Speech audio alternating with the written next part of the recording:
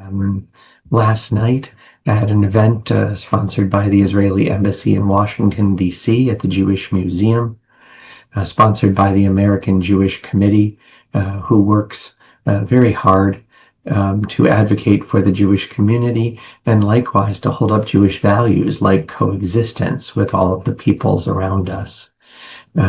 Two young staffers at the Israeli embassy, actually about to become engaged, were murdered outside the museum at the end of the event in cold blood.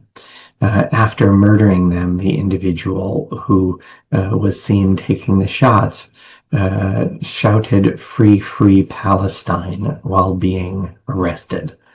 It is painful how clear and obvious it is that the path from tolerating hatred and anti-Semitism and dehumanization of Israelis and Jews is a direct contributor to this kind of horrific crime, and that those who carry it out must be punished. But even more than that, there must be an awakening to the dangers of tolerating this kind of anti-Western, anti-Semitic, anti-Israeli hatred. And there must be immediate changes in the way in which policing and security take place. I won't speak about the United States, I'll speak right here. And that individuals who wish to present themselves as nonviolent protesters must be expected to act like it. Their hate speech must be criminalized. It is criminalized, but it must be acted upon, and they must be debarred, having a long history of hateful behavior, from carrying out their quote-unquote protests anywhere near Jewish institutions or large Jewish gatherings.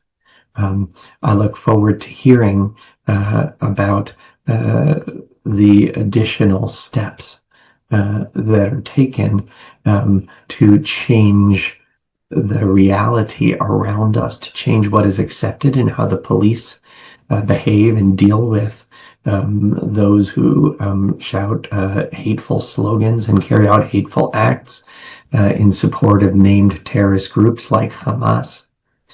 And from our Torah portion this week, because it is a Torah day, nonetheless, we won't allow evil people to take us away from our values. This section from Leviticus 27 gives rise to the Talmudic tractate of Arachim, literally means values, and its understanding and misunderstanding is relevant to the hateful criminal act that took place in Washington, D.C.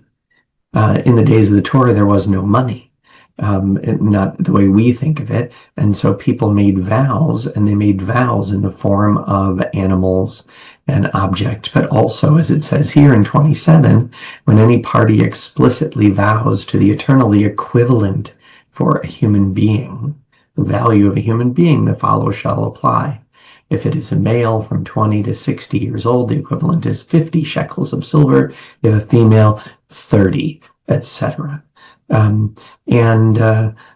Those who purvey hate and are willing to look at the world as a place where individuals can lose their value and be murdered would look at this text, a text not about war, and none of what I'm saying is about the circumstances of war, which are complex but need to be dealt with separately.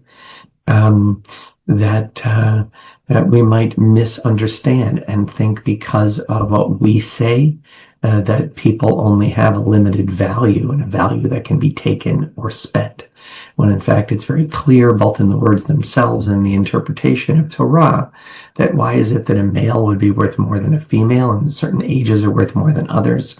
Because we can put a concrete value on the work that people do, on their commitments and contributions, on their actions, but not on their worth as human beings.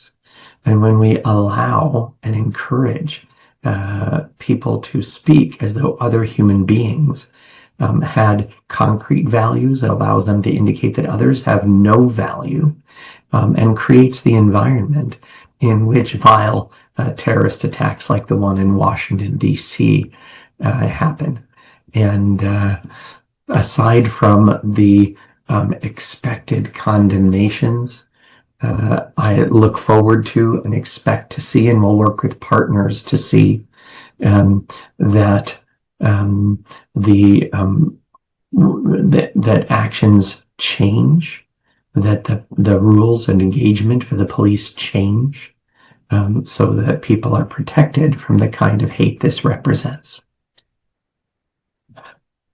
As I said, war is an entirely different circumstance, and the soldiers of the IDF continue to be called up and continue to fight, because in whatever we may feel of certain given plans or policies, the reason for it is clear. It is for the ongoing hatred and terrorist behavior of Hamas and their criminal allies. And so for each of them in harm's way, we recite this prayer of protection and hopes for peace. מי שברך אבותינו אברהם יצחק ויעקב ואמותינו שרה רבקה לאה ורחל, הוא יברך את חיילי צבא ההגנה לישראל ושאר מגיני עמנו העומדים על משמרתם. ישמרם הקדוש ברוך הוא ויצילם מכל צרה וצוקה ומכל נגע ומחלה, וישלח ברכה בכל מעשה ידיהם, ויקוים בהם הכתוב, וכיתתו חרבותיהם לעתים, וחניתותיהם למזמרות, לא יישאו גוי לגוי חרב, ולא ימדון עוד מלחמה, וישבו איש תחת גפנו, ותחת תאנתו, ואין מחריד, ונאמר Amen.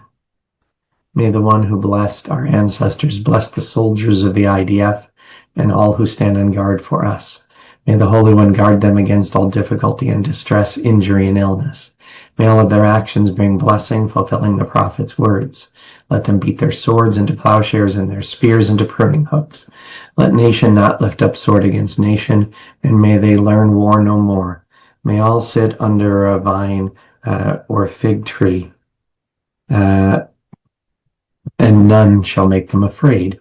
And together we say, Amen.